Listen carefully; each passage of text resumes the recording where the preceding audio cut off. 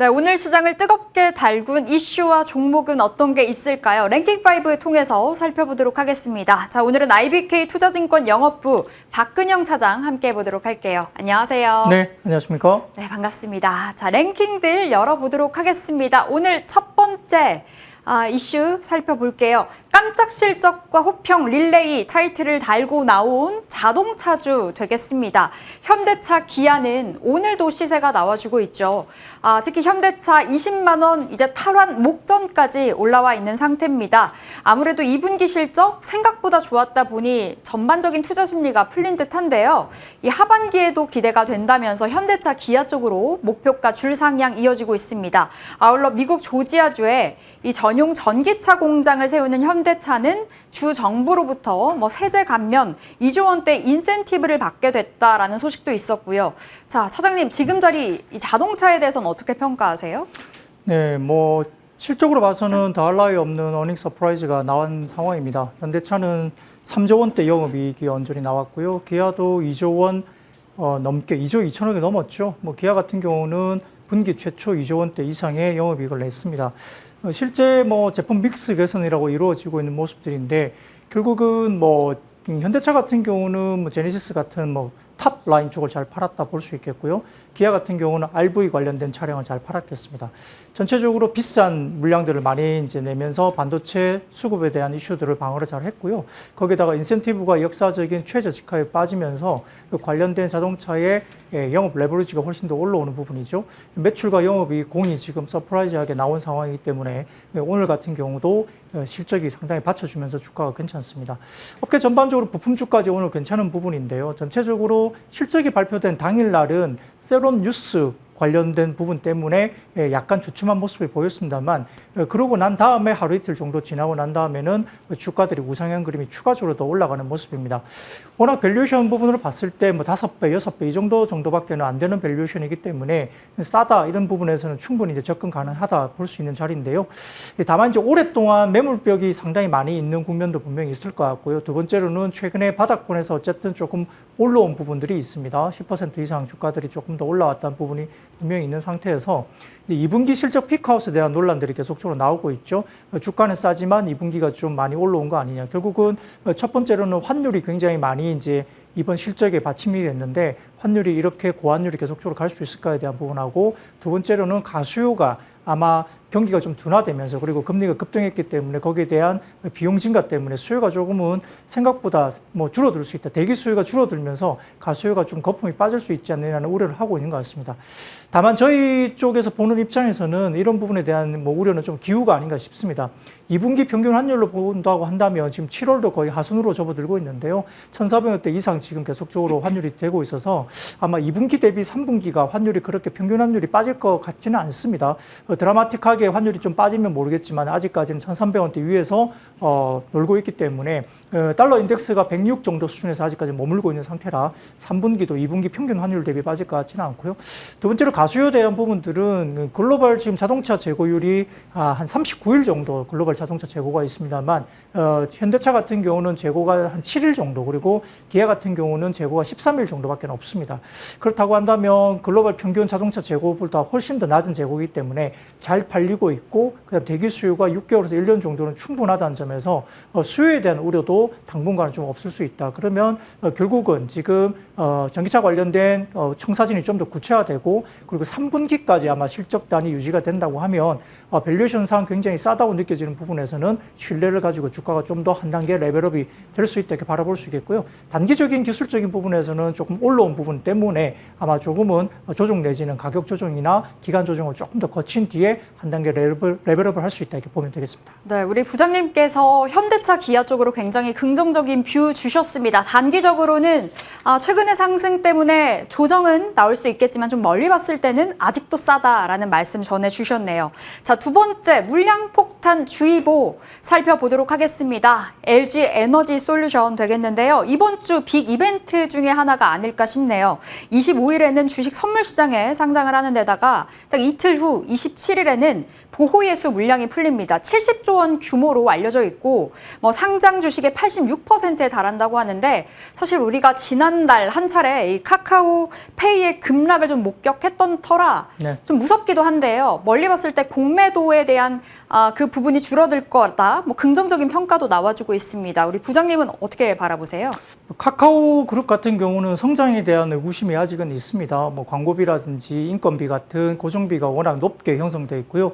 마케팅 비용 이런 것들이 또한 부담이 돼서 당분간은 조금 올라가기가 쉽지 않을 수 있습니다. 네이버나 카카오 같은 경우는 전형적인 성장주인데 여기에 대해서 실적에 대한 성장이 조금 확인되기 전까지는 다소 조금은 보수적인, 많이 빠졌지만 보수적인 스탠스를 찾아가야 되겠고요.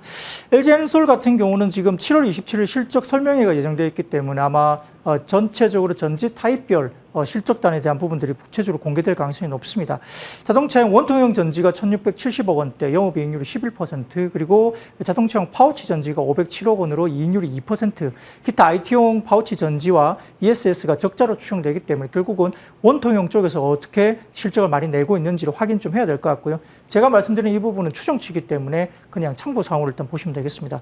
결국은 3분기 수익성의 방향성은 최대 성장 동력인 자동차용 전지, 특히 이제 원통형과 파우치 쪽에 이제 이야기 될 수 있는데, 지금 원통형 쪽으로 조금 집중하는 분위기가 계속 나오고 있습니다. 2170 배터리에서 4680 배터리로 넘어가면서 결국 원통형 배터리가 좀 더 메인이 되지 않을까 생각하고 있고요. 삼성의 SDI를 포함한 여러 셀들이 기존의 배터리 말고 4680 원통형 배터리 좀 집중하고 있죠. 2차 전지 밸류체인 소재로 보더라도 대부분 다 원통형 배터리 쪽의 종목들이 상당히 좋습니다. 지금 TCC 스틸이라든지 그다음에 상신 EDP 이런 종목들이 최근에 박스권을 돌파하면서 상단을 높여가면서요 신고가를 내고 있는 부분이 보이기 때문에 결국은 이 소재 사업들 관련된 부분들이 좋고요. 그다음에 27일 관련된 설명회가 예정되어 있기 때문에 그때 하반기 이후에 성장에 대한 구체적인 정사진이 주어지는지 좀 확인해야 될 것 같습니다. 6개월 의무 보유 기간을 마친 물량은 LG화학이 보유한 물량 1억 9,150만 주, 그리고 기관 보유 물량이 이제 996만 주인데 아무래도 뭐 LG화학 물량은 나오지 않는다고 보더라도 기관 물량 996만 주는 나올 수 있다라고 보는 게 맞겠죠. 여기에 따라서 단계적인 수급 악화에 따른 주가의 뭐 변동성은 다소 있을 가능성은 좀 있기 때문에 그 부분은 조금 유의를 하셔야 되겠고요. 오버행이 지나고 나서 중장기 관점에서는 뭐 전략적인 우선순위가 긍정적으로 변화가 감지되고 있고, 하반기에 대한 어떤 여러 가지 부분에 대해서는 수익성이 담보된 주력 고객사양 프로젝트 위주로 선별적인 투자로 들어가면서 수익성 방어를 충분히 할 수 있는 걸로 봅니다. 따라서 여기에 대한 부분에 대해서는 조금 조정이 만약에 나온다고 한다면 긴 시각에서는 긍정적인 매수 접근 충분히 가능한 상황인데요. 이 996만 주의 기관 물량은 이 적은 물량은 아닙니다. 현재 거래되고 있는 뭐 하루 동안의 뭐 거래 대금을 봤을 때 다소 조금은 보수적으로 조금 조심스럽게 접근해야 되는 게 맞다고 봅니다. 네, 보수적으로 좀 접근을 해보자라는 말씀으로 답변을 주셨습니다. 대신 좀 멀리 봤을 때 LG 에너지 솔루션에 대해서는 좀 긍정적인 뷰를 주셨어요. 그 부분 참고해 보시면 좋을 것 같습니다. 자, 세 번째 랭킹되어 있는 이슈. 빗썸 인수에 관한 게 올라와 있습니다. 오늘장에서도 그렇고요. 최근 비트코인 관련주들, 가상화폐 관련주들이 좀 들끓고 있습니다. 비트코인 가격이 7월 한 달에만 15%가량 올랐다고 하는데요. 참 말이 많죠. 그런데 주말 사이에 미국의 가상화폐 거래소 FTX가 이 빗썸을 인수할 거다라는 이 설이 블룸버그 통신 통해서 전해졌습니다. 뭐 아직까지는 설일 뿐이겠지만 관련주들 시세 나와주고 있고요. 빗썸의 2대주주 비덴트는 오늘 장중에 상한가 찍고 지금은 조금 내려와 있는 상황이기도 합니다. 가상화폐 관련주들에 대해서는 좀 어떻게 바라보셔요? 많이 빠진 상태에서 리바운딩이 강하게 나온 건 분명히 맞습니다. 뭐 적정 밸류가 얼마냐 이 부분은 제가 논할 방법은 없고요. 실질적으로 뭐 밸류를 사실 뭐 정하기가 좀 쉽지 않죠. 주말에 해외 거래소 FTX의 빗썸 인수 관련해서 뉴스가 나왔는데요. M&A 일각에서는 지금 이게 구체적으로 지금 구체화되고 있다는 말도 나오는 반면 일각에서는 이 결론부터 말하면은 국내 이제 모 증권사 리포트 애널리스트의 코멘트에 의하면 현재로서는 사실은 무산된 딜이라고까지 코멘트가 장중에 나오고 있습니다. 올해 초부터 FTX랑 얘기가 계속 진행되다가 중단된 건으로 지금 국내 애널리스트가 코멘트를 하고 있는데요. 기사가 뒤에 나온 상황으로 볼 수 있기 때문에 과거에 진행된 부분들을 블룸버그가 다소 이제 좀 늦게 기사화했다 이런 쪽에 코멘트도 좀 이어지고 있는 모습이기 때문에 어떤 것이 정말 맞는지는 저희가 알 수는 없는 부분이고, 약간 이제 진행이 중단된 이벤트를 하더라도 우리가 모르는 추가 미팅 가능 가능성은 좀 열려놔야 되는 부분도 분명히 있습니다. 과거에도 네이버나 넥슨, 위메이드, JPM 등의 빗썸 인수선은 상당히 많았는데요. 매각 대상 관련된 주식은 빗썸 코리아가 아니라 빗썸 홀딩스입니다. 회사도 매각 의지는 충분히 있는 걸로 알려지고는 있습니다만 가격을 너무 높게 부르다 보니까 계속적으로 무산이 이루어졌던 이벤트이기 때문에 이게 된다고 단언하기는 상당히 좀 어렵고요. 참고로 거래소들 밸류는 빗썸은 상반기에 4조 원 딜을 거절했던 기억이 있고요. 두나무 같은 경우는 장외 7.6조 원, 그리고 2월 마지막 체결 기준으로 코빗은 3,500억 원, 코인원 같은 경우는 3천억 정도의 밸류에이션을 받고 있기 때문에 오늘 그 기대감 가지고 주가가 급등한다고 한다면 주가를 따라가기에는 지금은 좀 안 될 것 같고요. 전체적으로 이 딜이 정말 이루어질지 아니면은 일부 국내 애널리스트가 코멘트한 것처럼 과거의 스토리를 가지고 블룸버그가 뒤늦게 기사를 낸 걸로 만약에 나타난다면 사실은 내일 같은 경우 상당히 좀 우려스러울 수 있습니다. 그러니까 신규 접근자는 지금은 좀 조심하시는 게 좋을 것 같습니다. 네, 지금 보유자들도 그럼 발빠른 대응에 좀 나서 보셔야 될 것 같습니다. 아무래도 이슈가 사실인지 아닌지에 대해서는 계속해서 좀 팔로우업을 해서 그 관련된 종목들 흐름 체크해 보도록 하겠습니다. 자, 이어서 세 번째 살펴봤고요. 네 번째 보겠습니다. 방산주, 우주항공주 살펴보려고 하는데요. 지난 금요일에 주인공이었다라고 무방할 정도로 정말 강한 시세 나와줬습니다. 오늘도 관련주들 선방을 해주고 있는데 폴란드의 방산 업무를 전담하는 무관이 파견된다라는 소식도 있었고요. 지난주 금요일 이슈이긴 합니다만 한화그룹이 방산 부문을 통합한다라는 방안이 거론이 됐는데 관련해서 계속해서 좀 상승이 나와주고 있어서요. 방산주, 우주항공주 지금 자리 미보유자들 접근 가능할지요? 결론적으로 말씀드리자면 기대감은 반영됐다 보는 게 맞을 것 같습니다. 사실 폴란드 관련된 부분들은 이미 이제 지난번에 장관이 이제 국내 방한하면서 수출 관련된 기사가 여러 번 나왔기 때문에 그 여러 번 나오는 기사 과정에서 주가 부분은 어느 정도 이제 이 부분이 반영됐고 현재도 구체적으로 금액까지 지금 제시가 계속적으로 뉴스가 나온 상황이기 때문에 우리가 모르는 상황이 아닙니다. 거기에 따라서 좋은 호재로 일단 시장은 반영을 미리 하고 있는 상황이고요. 과거에 이제 누리호 2차 발사 이후에 차익 실현 있고 난 뒤에 다시 저가 매수가 들어오면서 폴란드 방산 관련된 이슈가 이제 불거지면서 많이 올라왔는데요. 사실 이 부분은 아예 모르던 것도 아니고 숫자도 나와 있고 대부분 다 추가적인 방산 관련된 수주 기대감은 있는 상황이긴 하지만 롯데물 포함한 카이 그다음에 여러 가지 부분에서는 방산 관련된 부분들은 어느 정도 몇 대 금액으로 얼마 이게 구체적으로 지금 뉴스가 이미 나왔기 때문에 선반영 일단 되고 있다 보면 되겠습니다.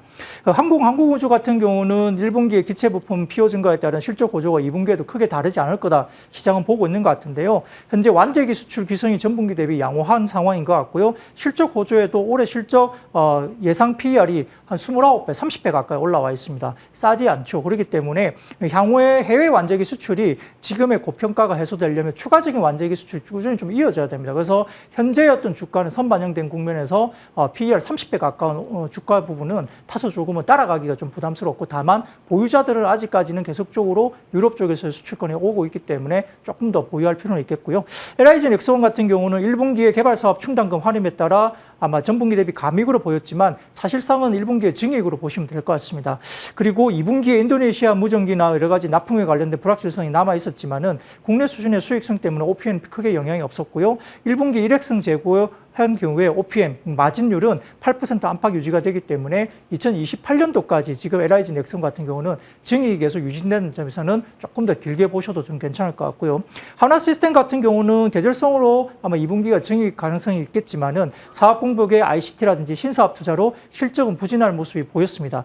원앱 그 시리즈 B에서 평가액이 생길 수 있다는 점은 긍정적이지만 다소 조금 실적이 좀 상대적으로 부진할 것 같고요. 그다음에 하나에어로스페이스 같은 경우도 작년부터 진행되어 비방산 하드캐리가 작년 대비 올해는 조금 주춤합니다. 그래서 하나 디펜스는 1분기에 2연대 수출로 양호했지만 에어로스페이스의 어떤 RSP가 확대가 상쇄되면서 하나 시스템의 신사업 투자 부담이 지속되고 있다는 점은 다소 조금은 보수적으로 접근해야 될 것 같고요. 따라서 수주를 본다면 방위산업의 특성상 지금 이제 오픈되기가 쉽지 않고 비밀스럽게 계속 진행될 가능성이 높은데 3분기에 예단할 수 없지만은 우크라이나 러시아 전쟁 특수라든지 K방산 무기 체제의 상품성 인정 때문에 아마 기대는 좀 해볼 수 있습니다. 그래서 FA50이라든지 현궁, 그다음에 신궁, 그다음에 청궁2, 그다음에 K9 등의 수요 증가가 좀 더 확인되는 것을 좀 확인하시고 밸류에이션 작업을 좀 하셔야 될 것 같습니다. 네, 어느 정도 좀 기대감이 선반영됐다라는 측면 이야기 주셨습니다. 보유자들의 영역에서 조금 더 끌고 가보는 쪽으로 가닥 잡아보시는 게 좋을 것 같고요. 항공주, 우주항공주, 방산주 안에서는 그래도 LIG 넥스원 좀 길게 보자라는 이야기 전해주셨습니다. 자, 마지막 랭킹 보겠습니다. 원숭이 두 창 올라와 있는데요. 결국 WHO가 원숭이 두창 비상사태로 선포를 했습니다. 오늘 관련주들 정말 큰 폭의 시세 나와주고 있습니다. 미코바이오메드, HK 이노엔 같은 종목들이요. 근데 종목 토론방 들어가 보니까 재료 소멸 관점이다, 이제 내려간다 이런 이야기도 있고 계속해서 랠리 이어질 거다라는 평가도 있어서요. 어떻게 접근하는 게 좋을까요? 네, 비상사태 선포를 했고 글로벌 한 6천 명 정도인가요? 지금 확진자가 나온 걸로 보이는데 사실 과거에 비상사태 선포는 이번까지 한 7번 정도 있습니다만 이 코로나 사태 이외에 다른 것들 비상사태 선포를 했던 이벤트를 보면은 우리가 그렇게 직접 와닿지 않는 어떤 이벤트도 굉장히 많았거든요, 케이스가. 그러니까 실생활에서 느끼지 못하는 부분인데 비상사태 선포가 이미 있었던 케이스가 있었죠. 그렇기 때문에 이 부분에서 이제 지금 수혜주로 거론되고 있는 종목들이 정말 수혜를 받을 것인가에 대한 부분들은 사실은 저희가 잘 모르겠습니다. 국내에서 양성 사례가 나온 게 몇 건이 있긴 하지만은 그 부분을 가지고 몇 가지 종목들이 수혜를 받는다고 보기에는 사실은 불가능한 상황인 것 같고요. 그리고 이제 이게 아예 백신이나 이런 것들이 없는 것이 아니기 때문에 이런 부분에 대해서 비상사태 선포 하나만 가지고 주가가 급등시키기에는 다소 조금은 너무 테마성인 어떤 주가 부분이 있죠. 과거에 코로나나 그다음에 이런 부분이 있었을 때 주가가 급등했던 이유는 첫 번째 두려움 때문에 그랬죠. 임상 사례가 없고 그다음에 이게 사람에게 어떤 영향을 미치는지에 대한 임상 사례가 없었던 두려움 때문에 그랬지만 지금 현재는 코로나도 마찬가지고 어느 정도 알고 있는 것들이고요. 원숭이 두창이 아주 없었던 질병은 아닙니다. 과거에도 있었던 질병인데 그걸 알고 있기 때문에 그러한 두려움은 사실 좀 없다 볼 수 있습니다.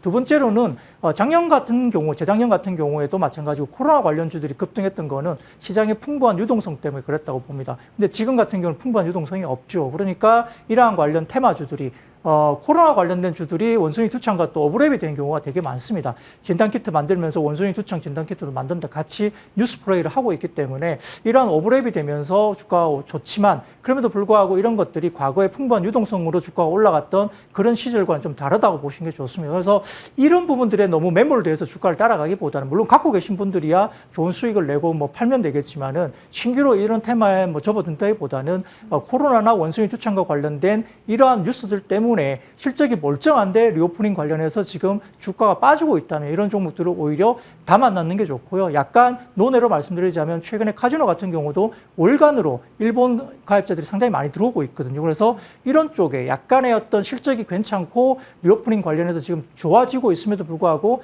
이런 뉴스 플로우 때문에 오히려 빠지고 있는 실적 관련된 개선주들을 차라리 찾아보고 투자를 하는 게 어떤가 개인적으로는 그렇게 제안드리고 싶습니다. 네, 오히려 실적이 뒷받침이 되는 리오프닝주에서 찾는 게 낫다라는 관점이시네요. 원숭이 두창 관련주는 이제 좀 보유자들의 영역에서 어느 정도 비중 축소의 쪽으로 계획을 세워보시면서 잡아보시는 점이 더 유리하실 것 같습니다. 자, 이어서 우리 부장님의 원픽 들어볼까요? 네. 역시 지금 실적으로 본다면 기아가 눈에 띄고요. 물론 현대차도 눈에 띕니다만 기아도 괜찮을 것 같습니다. 왜냐하면은 개인적으로 현대나 기아나 어떤 게 더 좋냐 물어보는 게 아빠가 좋냐 엄마가 좋냐 그런 부분인데요. 제가 조금 원픽을 기아 쪽으로 뽑은 것은 현대차 같은 경우는 OPM 마진율이 8% 정도까지 올라왔습니다. 물론 기존에 2, 3%대의 로우 싱글 정도까지 이익률이 떨어졌다가 8%까지 올라온 것도 상당히 높게 올라온 거지만 기아 같은 경우는 영업이익률이 두 자리 숫자로까지 올라왔거든요. 그래서 현대차보다는 기아가 이익률이 훨씬 높게 2분기에 나왔다는 점을 좀 더 점수를 주고 싶은 상황이고요. 현대차나 기아나 분위기는 같이 갈 것 같아요. 그래서 전체적으로 PER 같은 경우는 지금 기아가 5배가 PER이 안 됩니다. 그렇기 때문에 밸류에이션으로 놓고 봐도 너무 이제 괜찮은 밸류에이션이고요. 여태껏 말씀드렸던 시장에서 이제 불확실성 때문에 가수요 부분이나 환율 부분이 조금은 피크아웃 될 수 있다 이런 부분들 우려 때문에 조금 주춤할 수 있고 또 최근에 주가가 아무튼 바닥권에서 조금 올라왔다는 부분들 때문에 간에 다소 조금은 기술적인 눌림이 나올 수는 있겠지만 만약에 기술적인 눌림이 나온다면 조금 모아가면서 내년을 좀 바라보는 것도 괜찮습니다. 왜냐하면은 3분기까지 2분기 실적이 거의 비슷하게 유지가 된다고 한다면 시장은 그때는 신뢰를 가지고 굉장히 밸류에이션이 싼 이 종목에 대해서 전반적인 자동차 섹터에 대한 부분들이 수급이 좀 더 좋아질 가능성이 높고 내년에는 여러 가지 부분에서 물량 자체가 또 많아지죠. 그리고 지금 좋아지는 어떤 판매 조건, 그러니까 비싼 차들이 유럽이나 이쪽에서 굉장히 뭐라 그럴까 브랜드력을 가지고 있고 도요타를 제외한 미국 쪽에서 닛산이라든지 그다음 미쓰비시라든지 여러 가지 일본 차종에 대한 MS를 뺏어오면서 지금 현대 기아의 전반적인 MS가 12%에 달합니다. 역사적 최고 수준까지 올라간 MS를 갖고 있거든요. 그러니까 마켓쉐어를 지금 일본 업체들을 뺏어온다는 이야기죠. 그렇게 되면 물량이라든지 그다음에 포지셔닝이 된 아주 높은 가격의 프리미엄급의 차들이 미국 시장에서 잘 팔리고 있다는 점이 결국은 여러 가지 부분에서는 우리가 이제 프리미엄급에 대한 부분 그리고 역사적으로 지금 계속적으로 파는데 할인율이 점점 떨어지고 있죠. 이 부분들이 이제 스프레드를 벌이면서 주가 부분에 대한 실적을 상당히 견인할 가능성이 높다는 점에서는 조금 호흡은 길 수는 있겠지만은 무겁더라도 이 부분은 지금 그렇다고 아주 높게 형성된 가치주 이런 성장주 이런 것들 막 따라가서 사기보다는 약간의 이런 종목들을 포트에 좀 담아놓는 게 좋지 않을까 싶습니다.